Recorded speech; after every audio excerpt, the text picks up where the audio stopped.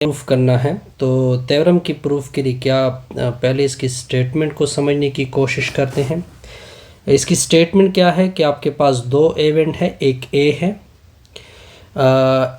ए में कितने एलिमेंट है? ए अकर है एम डिफरेंट वेज। तो हम उसको कुछ इस तरह लिखते हैं कि लेट ले ले कि ए के एलिमेंट कुछ इस तरह से अकर हो रहे हैं, A1 A2 up to so on AM तक, क्योंकि उसने कहा हुआ है कि आपने ए को कितने वेज के साथ है, m डिफरेंट वेज के साथ है। इस वजह से मैंने यहाँ पे लास्ट एलिमेंट AM रखा। सेकंड एलिमेंट B लेंगे, ठीक हो गया।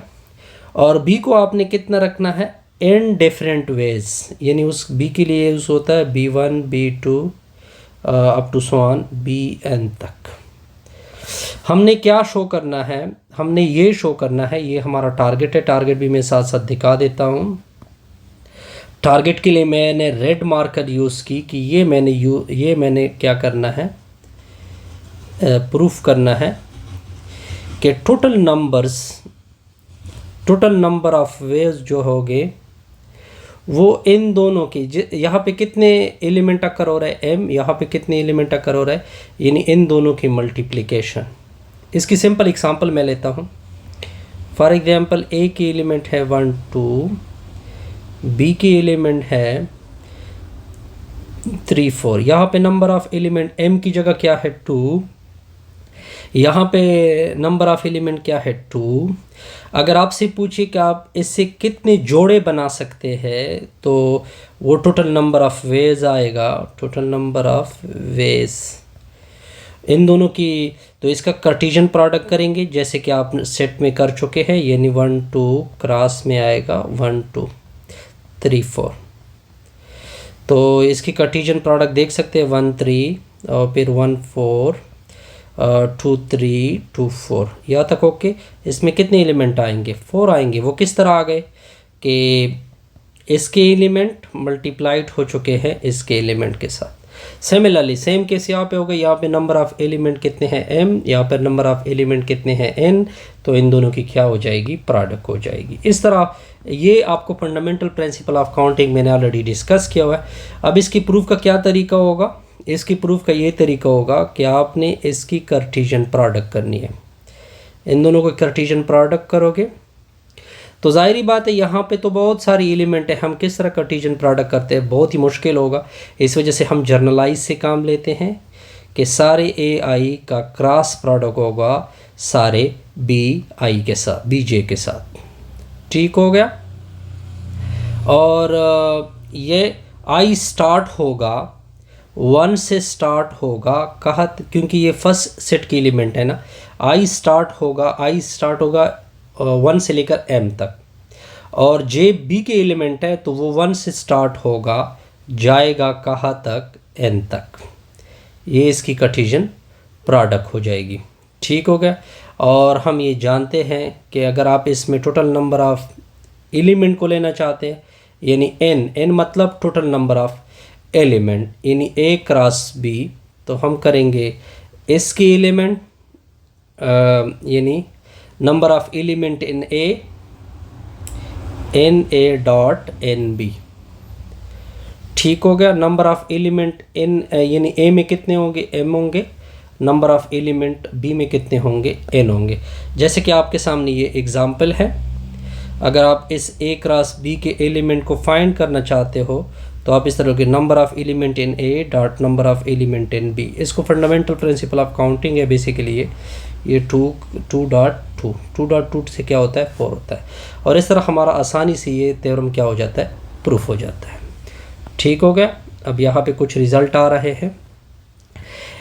If 3 dice are rolled together, how many total number of ways occur? 3 dice। अब देखिए 3 dice कितने इवेंट है, यहाँ पे 3 इवेंट है A B C।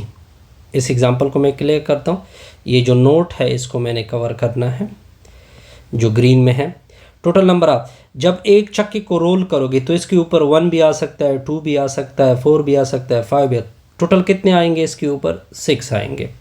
अगर सेकंड डाइस को रोल करे उसके ऊपर भी 6 एलिमेंट आ सकते हैं। थर्ड के ऊपर अगर उसको डाइस कर दे तो उसमें भी 3 आ सकते हैं। तो अगर आपसे पूछे कि इसमें नंबर ऑफ़ वेज कितने आएंगे तो वो तो आसान है, ये सारे। और तो हमने तेवरम में भी पढ़ा है कि NA NB और .NC, इसमें कितने एलिमेंट है? 6 ज़रबे 6 ज़रबे 6, तो कितना आता है? आई थिंक 216 आता है। यहाँ तक ओके, बिल्कुल क्लियर, कोई कन्फ्यूजन नहीं। अब देखिए इसके बाद एक डिफिनीशन आएगी। ये डिफिनीशन है फैक्टोरियल की। किसकी डिफिनीशन है? फैक्टोरियल की। फैक्टोरियल को मैं आसानी से क्लियर कर देता हूँ कि फैक्टोरियल को आप किस तरह डिफाइन करोगे।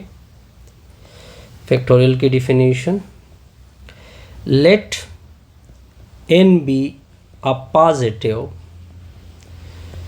पॉजिटिव या नॉन नेगेटिव। पॉजिटिव के बजाय अगर मैं नॉन नेगेटिव ले लूँ, नॉन नेगेटिव मतलब ज़ीरो हो सकता है। नॉन नेगेटिव इंटीजर मैंने लिया, ये मैंने नॉन नेगेटिव इंटीजर लिया। देन अब n फैक्टोरियल, इसका फैक्टोरियल लेंगे तो n लिखोगे और इसका क्या लिखोगे? फैक्टोरियल। अब देखिए इसका क्या होगा, इसकी मल्टीप्लिकेशन आएगी, यानी then n factorial is define. n factorial को मैं इस तरह डिफाइन करूँगा कि इसमें n खुद आएगा और प्रोडक्ट में n से कम क्या होता है? n-1। फिर नेक्स्ट इस n-1 से क्या कम होता है? n-2 up to so on. Last in final आपका रिजल्ट प्रोडक्ट में इंटीजर आएगा। लास्ट इंटीजर क्या होता है? 1 होता है। फिर 1 से आगे क्या होगा? 2 होगा। फिर इससे आगे क्या होगा? 3 होगा, यानी पीछे। और लास्ट इन फाइनली आपका किसके ऊपर यहाँ पे क्लोज करोगे? 0 फैक्टोरियल के ऊपर। और यहाँ पे नोट कर ले कि जो 0 फैक्टोरियल होता है वो 1 की इक्वल होता है। बहरहाल इसकी प्रूफ की ज़रूरत कोई नहीं, क्योंकि इसमें गामा बीटा फंक्शन का यूज़ होता है और वो हायर क्लास में हम यूज़ कर रहे होते हैं। ठीक हो गया? अच्छा, अब अगर आपसे कोई पूछे 3 फैक्टोरियल किस तरह निकालोगे, आप क्या कहोगे कि 3 होत, 3 में से 1 सब्ट्रैक्ट, 3 में से 2 सब्ट्रैक्ट, 3 में से 3 सब्ट्रैक्ट करोगे, लेकिन साथ क्या लिखोगे? लास्ट के साथ क्या लिखोगे? जब 0 होगा तो 0 फैक्टोरियल लिखोगे। तो ये 3 होगा, 3 में से 1 2, 3 में से 1, 3 में से 2 1, 0 फैक्टोरियल क्या होगा? 1 होगा। तो इसका क्या आंसर होगा? 6 फैक्टोरियल। क्लियर? अच्छा, ये पॉइंट भी आपको क्लियर हो गया। अगर कोई आपसे पूछे कि 4 का फैक्टोरियल क्या होता है, आप कहोगे कि 4 में से फिर 1 कम, 4 में से फिर 2 कम, 4 में से 3 कम, 4 में से 4 कम, लेकिन इसके साथ क्या लिखा जाएगा? फैक्टोरियल। तो 4, इसका रिजल्ट आएगा 3, इसका रिजल्ट आएगा 2, इसका रिजल्ट आएगा 1। 0 फैक्टोरियल क्या होता है? 1। 4 3 12, 12 2 24 रिजल्ट आएगा। लेकिन यहाँ पे एक एग्जांपल है, उसको मैं ओरली डिस्कस करूँगा। देखते जाइए कि ये किस तरह होगा। देखिए आपके पास 4 चेयर है, ये 1, ये 2, ये 3, ये 4। अब आपने 4 बंदे बिठाने हैं, 1 2 3 4। कितने बंदे बिठाने हैं? 4 बंदे बिठाने हैं, ये आपने इसी में बिठाने हैं।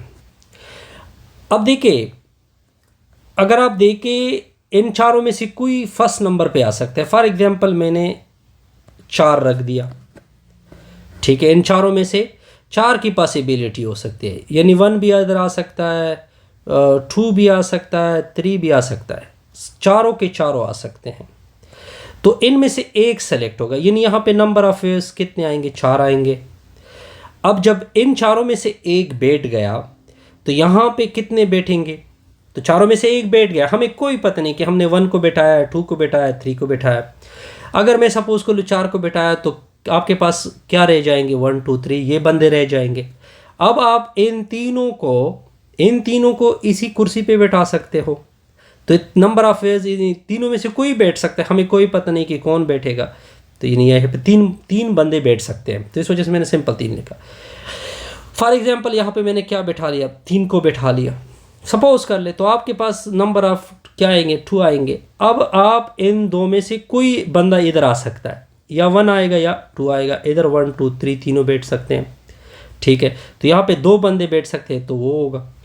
अब यहाँ पे लास्ट एंड फाइनली सपोज कर ले क्या बंदा, एक बंदा आएगा, यहाँ पे एक बंदा ज़्यादा से ज़्यादा बैठ सकता है, तो ये आ जाएगा। तो ये बेसिकली क्या होगा, 4 का फैक्टोरियल होगा, क्योंकि 4 के फैक्टोरियल को किस तरह ओपन करता है, 4 3 2 की मल्टीप्लिकेशन। यानी फैक्टोरियल क्या होता है, 5 का फैक्टोरियल यानी 5 5 फिर 4 की मल्टीप्लिकेशन, फिर 3 फिर 2 फिर 1, ये फैक्टोरियल। 6 फैक्टोरियल कोई से पूछे, पीछे की तरफ जाओ, 1 तक पहुंच जाओ, 6 6 के बाद 5 5 के बाद 4 4 के बाद 3 3 के बाद 2 2 के बाद 1, इसको क्या बोलते हैं फैक्टोरियल। इससे हमारी ये वीडियो क्या होगी कंप्लीट, लेक्चर